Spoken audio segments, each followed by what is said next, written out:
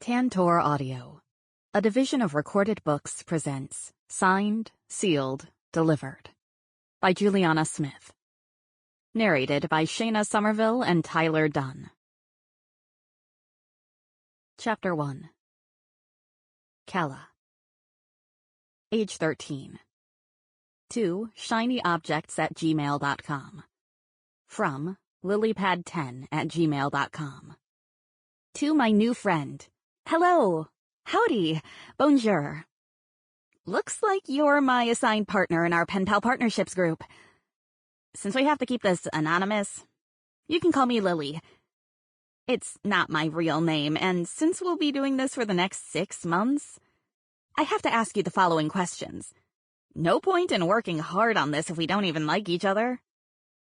There is only one right answer to each, so watch your mouth. Or your words, I guess. 1. Which Pop-Tart flavor is the best? 2. What would you name your pinky toe if it suddenly became its own person? 3. Who would you cast to play you in a movie about your life? I have more, but I'll go easy on you for now. No pressure, but these questions will determine whether we can truly be friends. And I'm pretty cool, so if I were you, I would answer wisely. Good luck. Your almost friend, Lily. There are over 60 ways to combine English cuss words, and I'd used almost all of them in the last 5 minutes. Come on, you piece of metal donkey! Move! I banged the steering wheel with both hands, willing my car to get me another 40 feet. Just far enough to make it to the pump at the gas station. In response, it shook and gurgled like it was cussing right back. I gasped, appalled by my vehicle's attitude. So I took a different approach. Good cop, bad cop style. You are not a donkey, sweet angel. You're a stallion. A racehorse ready to refuel and recharge. In need of a massage and aromatherapy. I got you, sis. Just keep pushing. Miracle of all miracles. My Corolla reached pump 9. Once we were there, it let out another gurgle and then a tiny pop. And I swear the engine sighed. I could only assume it was my car's equivalent of taking her bra off at the end of a long day. Patting the steering wheel, I assured her that she could relax now. When I pulled out my wallet, I was certain a moth flew out. Or maybe a tumbleweed. Inside the worn leather sat $34 in cash, a Starbucks gift card with maybe 72 cents left on it, and a business card for a traveling barber. The other side held things most adults considered practical. My driver's license, my debit card, and a gym membership card. But none of those would help me, considering the balance in my checking account was somewhere around negative $43 last I checked. I pulled out a 20 and tapped my steering wheel again. Good job, Lola. Man, for a second there, I didn't think you were gonna make it. Lola didn't reply in any kind of way, but she didn't have to. I knew she was ready to rest. I took my keys from the ignition and weaved my way through the parking lot. The gas station smelled like stale Triscuits with a hint of cigarette smoke. It was a glorious scent, considering that about 10 minutes ago, I thought I'd be stranded forever, forced to survive on highway roadkill. Spending roughly 60% of all the money I had to my name on gas was like a knife to my chest. But then I passed a tiny stand of pecan clusters on the way to the counter. They were only $3, so really, I was making good financial decisions. It was an investment. I needed to fuel my car, then fuel myself with the cluster. It was when the cashier handed me my change and I didn't leave a single penny in the donation box that it hit me.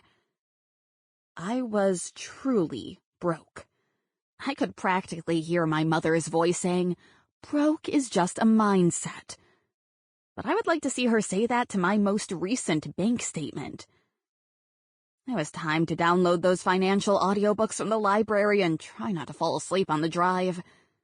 I may have spent the entirety of my last paycheck on my first student loan payment, but I had a framed sports marketing degree and a box of granola bars my roommate had left behind in the back of my car. I was doing just fine, thank you very much. Once I was back on the road and on my way to Philadelphia once more, I called the first person I wanted to see. 1 ring later, my brother answered and grumbled, "You better be on your way. Layla's been chomping at the bit to see you since she woke up." I smiled at the thought. Of course she has. Her favorite future sis-in-law, only future sis-in-law, is coming to see her. I finished, ignoring my brother's rude interruption. I'd been making these plans for weeks now. I'd packed my things, ready to move back to Philadelphia. Back to family. "What time will you be here?" "We get pretty slammed around 6. Despite his best efforts to sound grumpy when he answered, there was no hiding the smile in his voice. He was excited to see me, too. "I'm about..." I looked at the ETA on my GPS. 30 minutes away. "Are you sure you guys don't mind if I stay with you?" He chuckled, and a higher-pitched voice in the background chimed in with a sentiment I couldn't hear. "Layla already has scented candles and new pillowcases set up in the spare room." I sighed. Oh, I loved that girl. When Luke and Layla were just friends, I'd pushed hard for this relationship, and now that they were together, I wondered if he was worthy of her. "Tell her that she deserves better than you." He groaned. "I'm not telling her that." "Just saying," I sing-songed. "See you soon. Try not to kill any curbs on the way here." I didn't have to see him to know he was rolling his eyes. The move was practically audible. Smiling, I hung up. I was ready to be back. More than ready, really. It was long overdue. My final semester had nearly killed me. But after graduating, thank you, Jesus, and quitting my not-so-fabulous job as a server at the local Chuck E. Cheese, I was willing to sacrifice my left pinky toe to be back in Philadelphia. One perk of having Luke as my brother, I'd always have a temporary place to stay in the city. I visited pretty often, but I usually stayed at my parents' house. However, the last time I was in town, I walked in on them half-naked and playing Twister. Even after a thorough eye bleaching, I hadn't recovered.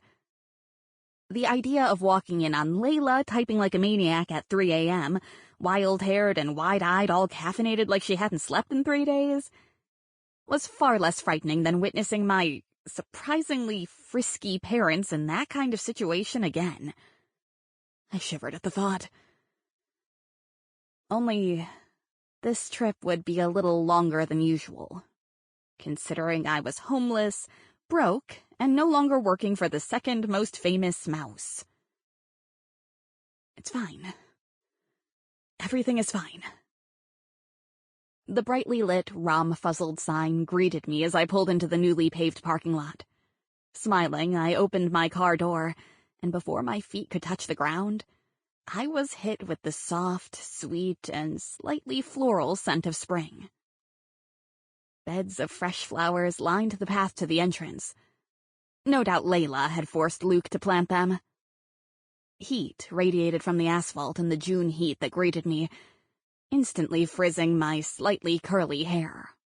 "Honey, I'm home," I announced the moment I pushed through the wooden French doors. Layla, who had been sitting at the bar, shot up from her stool and ran over to me, leaving her open laptop and half-eaten pizza slice behind. I opened my arms wide in anticipation of her warm hug and squeezed her tight. It was a miracle that my brother had Layla in his life. A beautiful woman as nerdy as him who also had a heart of gold? She was a unicorn. Something I liked to remind him of often. I was more than excited to have Layla as my sister-in-law in just a few months, although it felt like we had been family since the day we met. From day one, Luke had looked at her with puppy dog eyes. But they circled around each other for a few years, oblivious to their mutual infatuation before finally realizing what they had. I couldn't say the slow burn wasn't fun to watch. "I missed you!" Layla squeezed me around the waist and rocked from side to side. When she pulled away, she looked me up and down. "Are you hungry? Are you eating enough? I know what it's like at the end of your college career. Broke and exhausted, right? Come eat pizza with me." I laughed and followed her to the bar because I was indeed broke, and though the thought was tempting, I couldn't live off turtle clusters for the rest of my life. Plopping onto the wooden bar stool, I kicked my feet back and forth and happily bit into a slice of pepperoni pizza. Layla dropped her elbow onto the bar and rested her chin in her hand, studying me.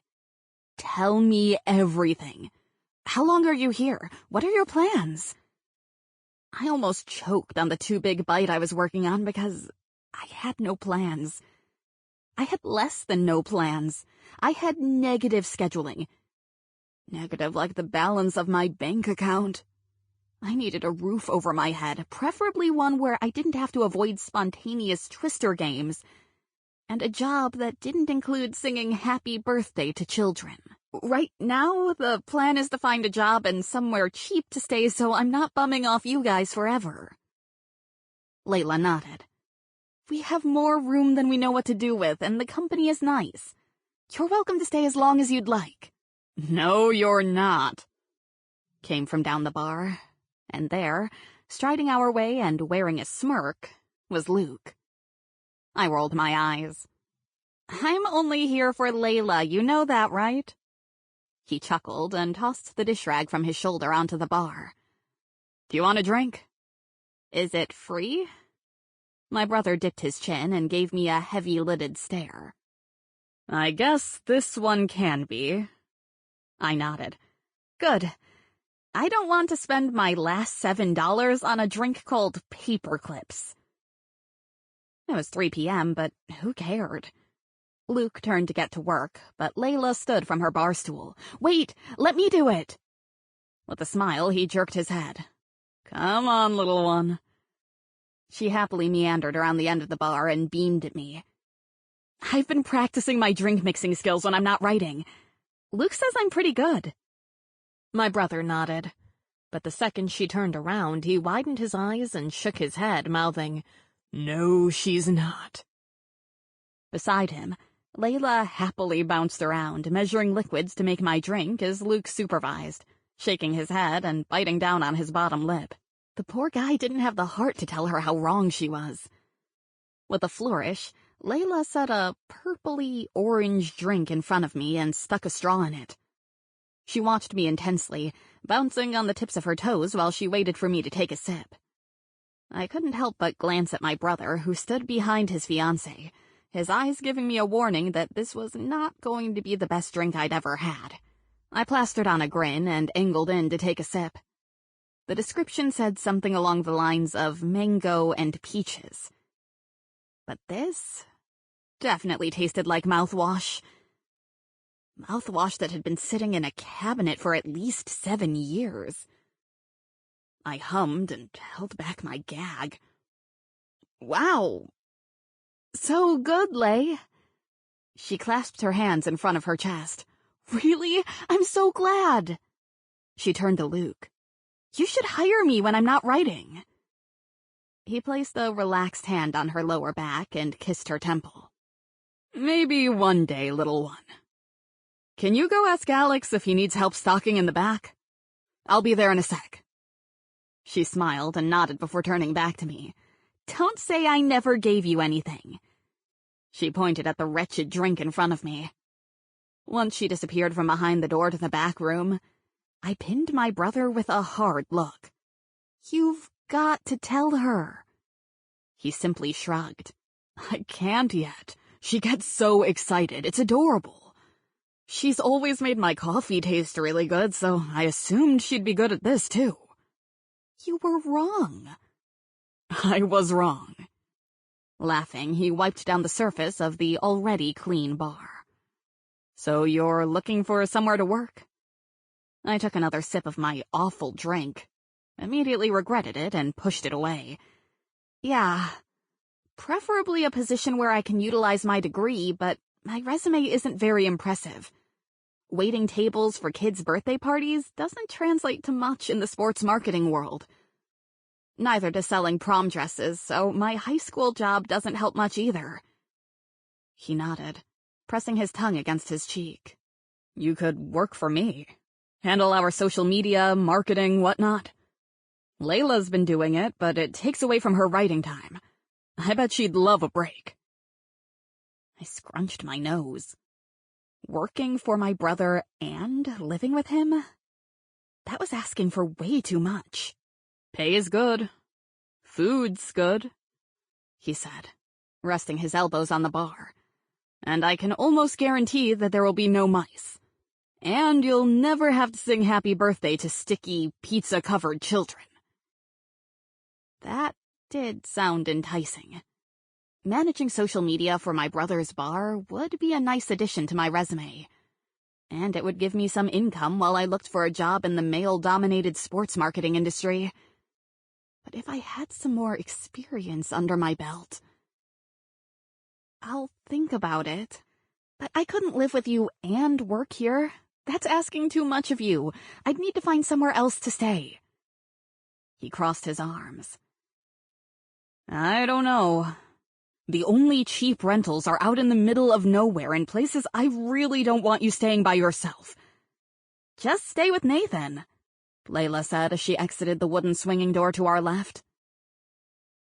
Oh, heavens. Not Nathan. The day Luke moved into an apartment with Nathan Huxley, I'd suffered the most uncomfortable first impression in history. I'd shown up to help my brother move some things into his new place, but truthfully, I was there for moral support. And because Mom always made coconut cake when one of us moved, and it had been far too long since I'd had a taste.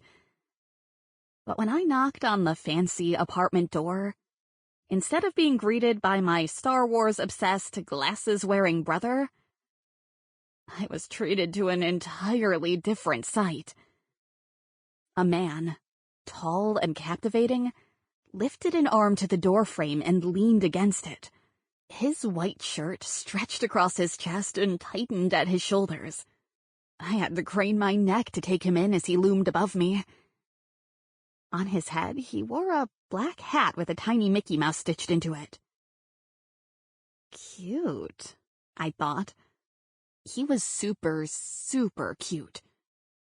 Cute actually didn't cut it. He was downright book boyfriend material. The hero in the romantic comedy I had listened to on the way there had nothing on this guy. I nearly folded, my knees a little shaky, and I had a hard time standing my ground. A rare occurrence, considering men typically did not intimidate me. Oh. The mystery man scanned me up and down with a small grin. The modeling photographer actually lives a few doors down. Flattered, I dipped my chin and tucked a piece of hair behind my ear. Actually, Yeah, take that hallway to the right of the elevators. He's 413. This is 431. Sorry, I think... He took a step back and grasped the doorknob. Don't worry. Happens all the time here. If you can't find it, come back and I'll walk you over there. I opened my mouth to clarify, but he shut the door with a loud thunk before I could utter a word. I stood frozen, startled and disoriented by the abruptness of the action. He thought I was a model? A clueless model who couldn't follow simple directions, I might add. I knocked once more, and after some shuffling, the door opened again, revealing the same man. All right, darling. I'll walk you there. Let me just get my Crocs. Nathan, who is it? Luke's voice thundered from inside the apartment. One of Larry's girls again. This guy, Nathan, I assumed, shouted over his shoulder. Don't worry, I'm taking her. Luke! I shouted, popping up on my toes so I could see around the man crowding the doorway. Nathan blinked at me as if I was a newspaper crossword puzzle he'd been working on for weeks and still hadn't solved. Brows furrowed, mouth beneath his dark scruff twisted into a confused pucker. He looked back at Luke, and then at me again. Luke sidled up to Nathan and put a hand on his shoulder. "Dude, I told you she was coming." Nathan backed away, still looking lost, so Luke made introductions.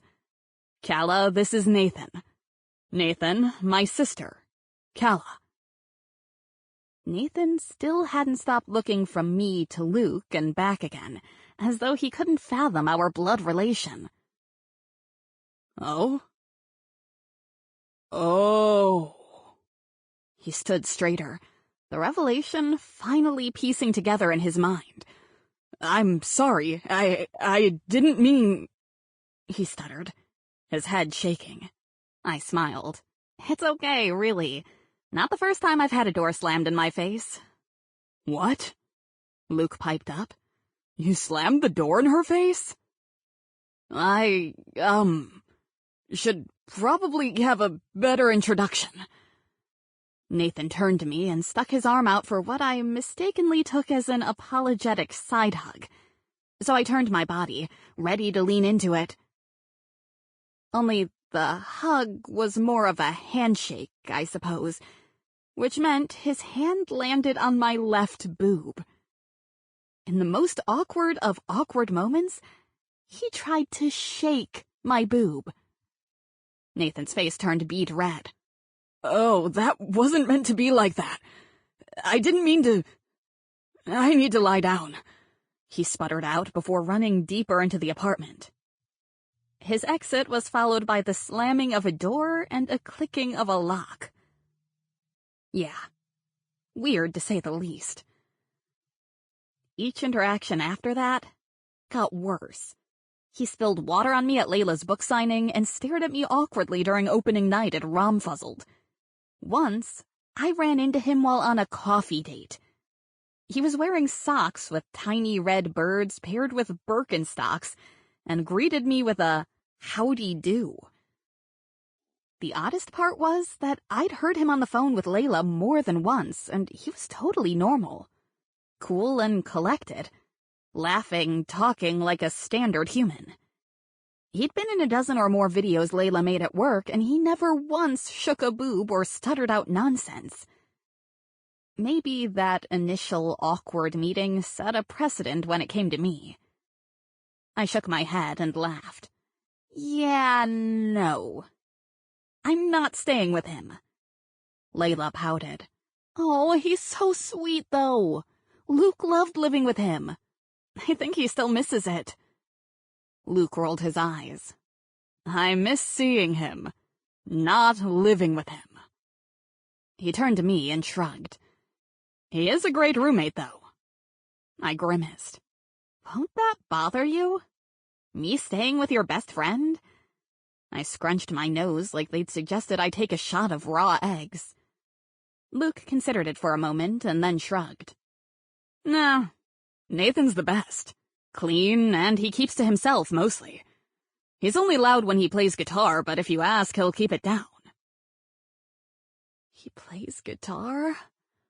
Welcome to Swoon City, population me. How did I never know that? I ran over the options in my head. I could live with Nathan in his fancy apartment with his stupid hot self, or mooch off my brother and sister-in-law and become a life-sucking leech. My final option would be to accept my inevitable doom and find a very thick cardboard box outside the local Best Buy and transform it into my new habitat. Reluctantly, I sighed. Maybe just call him to see what he says? Really, how bad could living with my brother's best friend be? Chapter 2. Nathan. Age 15. To lilypad10@gmail.com. From shinyobjects@gmail.com. Hi, Lily. You scare me a little. In a good way, I think.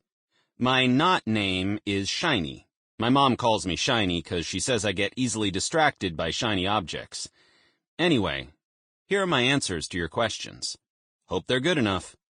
1. Sundae Pop-Tarts are my favorite. 2. My left pinky toe is named Buford. The right is Sierra. 3. Jack Black. He just seems like he's got it all figured out. Thank you for going easy on me, I guess. Talk to you next week. Your new friend, Shaina. In a purely hypothetical sense, how many 5-hour energy shots can one take before it becomes a serious health problem? Because at this moment, I am technically 20-hour energies in, and the room feels very zoomy. Before I accepted this position, my predecessor, Chad, had lain around all day. He would delegate all, and I do mean all, his work to Luke and Layla and me. Those days, the three of us would work grueling hours, well into the night. I was always the third wheel, even before Luke and Layla finally got together. Sure, their glances back and forth and flirtatious banter sometimes got old, but now, as I scanned my empty office and my pages-long to-do list, I was starting to miss them. I tapped my pencil on the desk in a rhythmic beat, overwhelmed by the thought of the work waiting for me. An email notification popped up in the corner of my desktop screen. Janice, Chad needs you to run this for him. Please have it back to us tomorrow by 10 a.m. I rolled my eyes and groaned. I was one bad email away from saying screw it and throwing the computer across my office. It was too hot in here. My pants felt a little too tight due to my recent stress eating, and the calming, plinky-plunk background music that Spotify recommended for me was not helping any. 1 hour. One more dang hour before I could run out of this place, Roadrunner style, and go to my nearly vacant apartment to drink red wine, I mean whiskey, out of a plastic Phillies cup. Before my promotion, the days would fly by like nothing. I'd wake up on Friday morning, almost despondent that the weekend was coming. The days never felt long when I had friends here. Work never felt like work. Just like in high school, when sitting next to friends made Algebra 2 feel far less horrific. High school still sucked, but there was a small silver lining. But the days of enjoying my time at West Oak Publishing were far behind me. Furthermore, even my lunch break felt like work. I needed something new, something exciting, like a cat falling out of the ceiling tile, or a fire breaking out in the basement of this place. Lifting my chin to the light fixture dangling over my fancy wooden desk, I prayed for a distraction. Anything at all. Just then, my phone vibrated against said desktop. Luke Wells, the one and only, the one who was mine before he was Layla's. Something I like to remind them both of often. If anyone could distract me, it was him.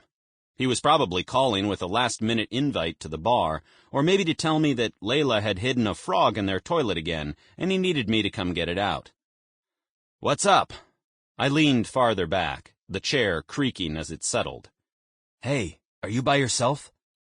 I paused and glanced through the glass doors into the open bullpen outside my office. Yeah, but if this is about anything illegal, let's wait and talk about it when I see you next." He let out a laugh, but it sounded tight and strained. "Nah, nothing like that. I just need a really, really big favor. You still owe me from the last favor." I shivered at the memory of the worst date of my life, a night full of hot yoga and weird guinea pig stories from a coworker that I had no interest in seeing. Luke groaned. "Gah, I forgot about that. But this is serious." His voice was hushed, like he was in a coat closet, hiding from his fiancée. "I need you to let my sister room with you for a while, just till she gets on her feet again. She's trying to find a job. She's going to work here while she looks, but we can't find anywhere safe and affordable for her to stay. It would really mean a lot to me, man." His sister, as in Calla Wells, as in the woman in front of whom I consistently tripped over myself. The woman who caused my body to tense up like I was about to get a shot in my backside. I wasn't sure if it was because we'd had such an awkward first encounter, or if she was just the kind of person that made me nervous. Either way, When Calla got anywhere near me, regardless of how much I fought it, I turned into an alien trying to convince the Sample complete. Ready to continue?